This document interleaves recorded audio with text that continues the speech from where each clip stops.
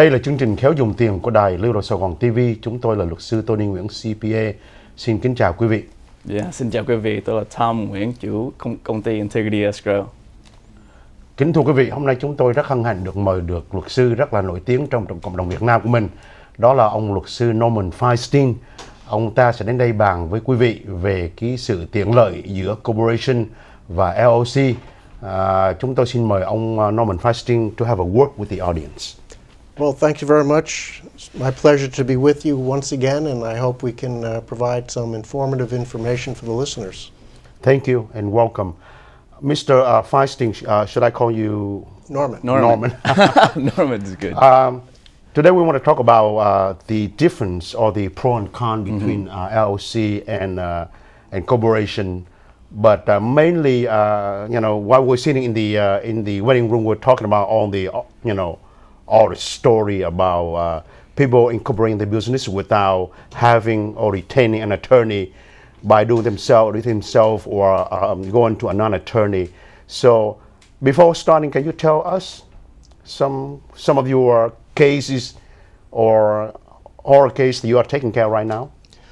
Yes, I think it's very problematical that there are a lot of services out there, either on the internet or locally in the community or in any community, where there are people offering to set up corporations for individuals that are interested in that.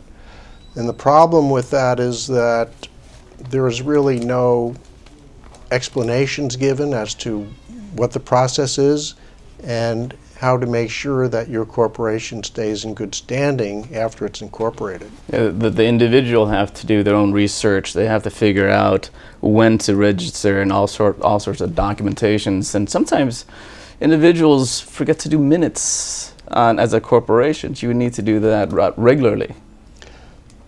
Yes, there are exceptions for closely held corporations. They don't have to have yearly minutes, but for the most part, there is a requirement that all corporations maintain a minute book.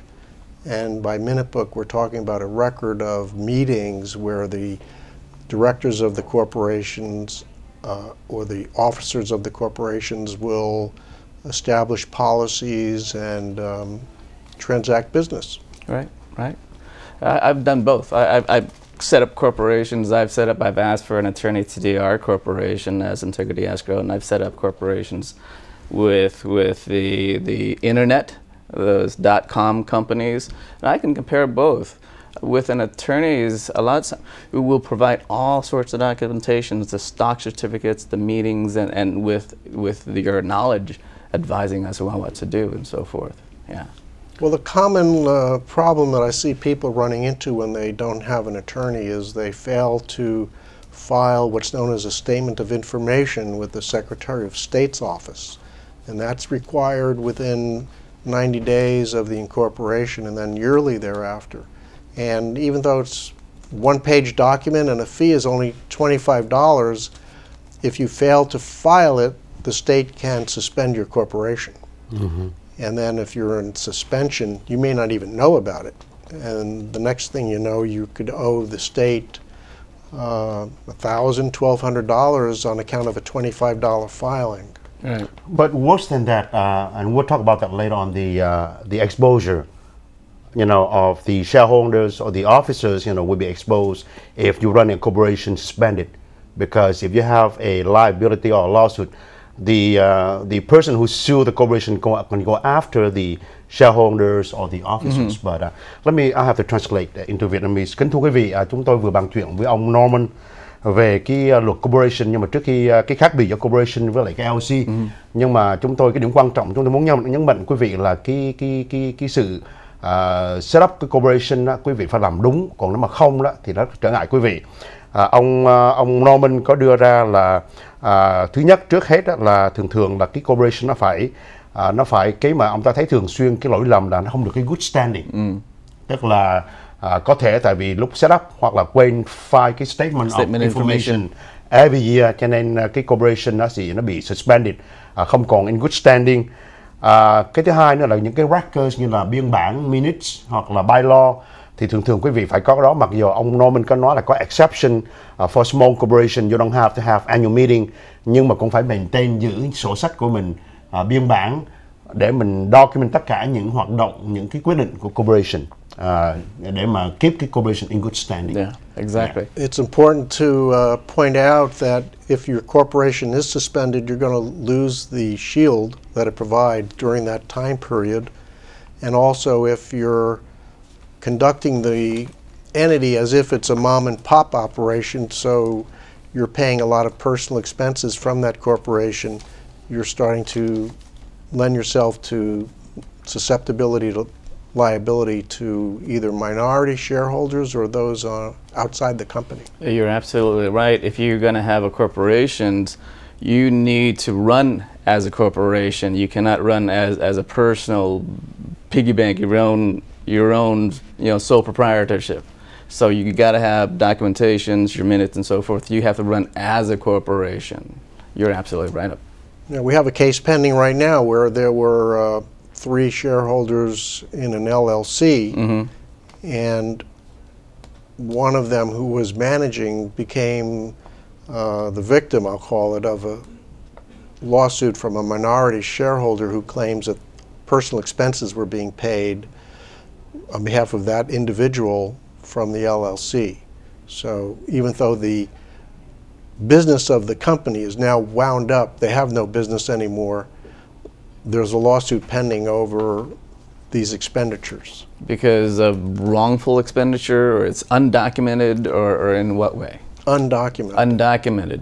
So if you're going to spend something, you can make sure you have receipts, documentations, and so forth for such an instance like this. Right. Documentation is very important, whether you're dealing with an IRS audit or a situation that I'm describing, because, for example, they had a workout facility, a fitness club, and the manager in charge spent $5,000 to repaint and decorate, and it was a casual agreement with someone, and there was no contract, and he just paid him $5,000. So that's one of the issues that's in the lawsuit now. What was the $5,000 for?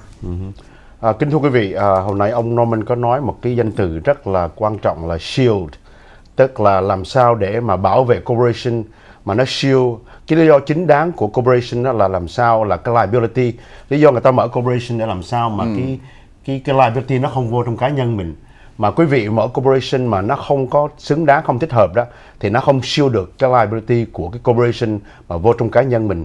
Thì một lát nữa chúng tôi sẽ hỏi ông Norman về những cái lý do tại sao mà những người mà sue cái corporation có thể go after cá nhân, mà những cái lỗi lầm mà những người set up corporation người ta làm để không shield được cái liability của cái corporation từ cái cá nhân, của những người shareholders hoặc là investor. Norman, we heard the term pierce the veil many times, so can you explain that term to the audience? Well, a corporation is set up for many purposes, but a lot of people like to have a shield, we call it, between the activities of the business and anybody who may have claims against the business which would resolve in lawsuits. So when that happens, you want to have a shield to protect your personal assets from these claims against the business. So the corporation establishes that shield, and generally, if you're running the entity properly, your personal assets won't become responsible for business debts, because not every business is successful. And a lot of them go out of business owing money, such as the one I was just talking about with the shareholder who was unhappy. They owe the landlord $500,000. So in a situation like that, you don't want to sell your house to pay the business rent. Exactly. So you're saying if you have a corporation as your business, and if your business fail, you can bankrupt the corporation without incurring personal liabilities. That's right. Right. If you create definite barrier between the two, you cannot commingle the funds between. That's exactly right. The more commingling, the less likelihood that your shield will be effective. Exactly. Kính thưa quý vị, một trong những cái hình thức mà để shield cái liability của cái corporation khỏi cá nhân, quý vị cũng biết là cái lý do mình mở corporation đó để tránh các vấn đề liability nó vô after cái cá nhân của mình.